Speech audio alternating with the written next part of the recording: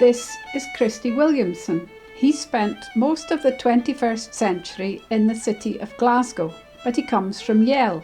Yell is the second biggest island in Shetland. That's where he learned to speak Shetlandic, from the people of Yell and from his wider Shetland family, his grandparents on his father's side and his Scalloway cousins on his mother's side. His parents are both Shetlanders. His father was the minister in Yell for years. When Christie was born, his father had been a lay missionary in Yell and he'd been there for 3 years. He's a nesting man, and Christie remembers his nesting granny and grandad, who still lived in the house Christie's father grew up in and still worked the croft at Newing, where he'd been born. The Shetlandic that they spoke was quite advanced, and Christie is glad he got to have the experience of staying there. They had no electricity, they had a cold running tap. Christie's glad that nobody has to live like that anymore, but it was a great experience, and there were other houses in the family that people would go to in the summer, but they stayed there all the year round. Christie has a poem that he made about that house. It's called Burns. The sun shone through the skylicht, and the lang cauld het stone bruised me taes with forgotten dreams.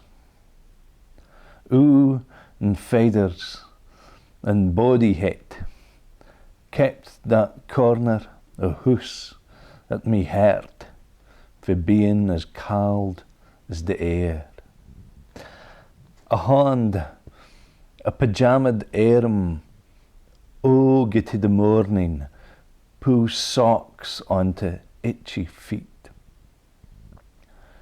Taysarks and jumpers is shocked on and wan, legs shiver into breaks. I pick up the dry pishing pot, creak me way out the door, and let me smucks grip every step to breakfast. The roof I slept beneath is gone. The lum'll never reek. But wherever I walk, the fire my grandfather set for me at the bottom of the stair, allow within me bones. That was the nesting side.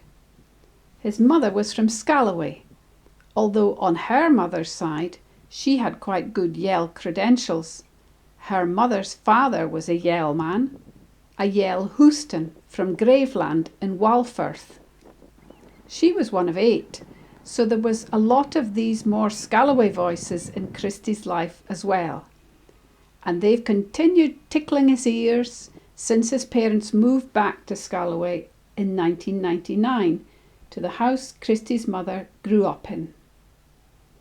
But Christie's lived in Glasgow since 2001, and he's been writing Shetlandic poetry since 2003, which seems to have been more than 20 years now, so he's getting the hang of it. One of the reasons he started writing in Shetlandic is that he was living away down here in Glasgow and had this natural inner voice in Shetlandic that had no real outlet.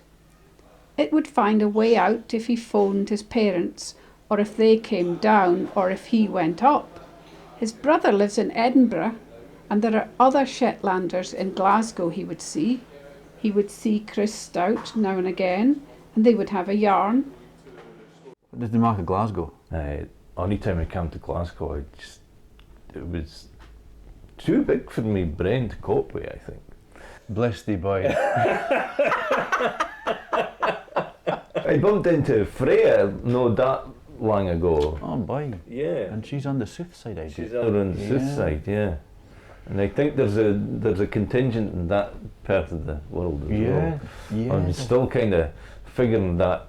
Yeah, I didn't ken the south side very well. Sometimes I venture down and you kind of run back to the west. I get lost down there. I didn't quite understand it, but yeah. I'm been out a lot more this year with the bookshop, so But I think the nosebleeds have kind of stopped. Yeah, that's hit. Yeah. So I like the why of it. I like the why of it. But this inner linguistic life on a day-to-day basis had no way out, so that pressure created poetry. Now, when it comes to publishing this poetry and performing it, he's very lucky to be in the generation that he's in.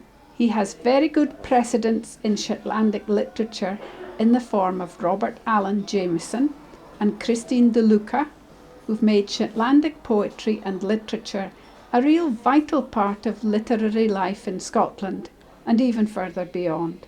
They, in their turn, build on the great work of Shetlandic writers like John Graham, T.A. Robertson, or Vagaland as he called himself, Stella Sutherland, Billy Tate, Rhoda Bulter, a real rich history of using this way of speaking that's evolved over centuries of Shetland's unique position between Scotland and Norway and between the Low Countries and the Arctic. This poetry that he's made has taken him further than the banks of the Clyde. He did his first reading outside of Scotland in 2011, not that far away, in Grasmere in Cumbria. Since then, he's taken his poetry to New York City and Nicaragua, to the Algarve in Portugal, where he was involved with a project with Christine de Luca celebrating Fernando Pessoa's poetry, and to another island, the island of Aruba in the South Caribbean, where he found out about their unique linguistic heritage. It has been and continues to be quite the adventure, and it's important to be always open to what's out there in the whole wide world. No less important though, and arguably more necessary, is to remember that like him, this poetry that's opened so many doors all over the world comes from Yell.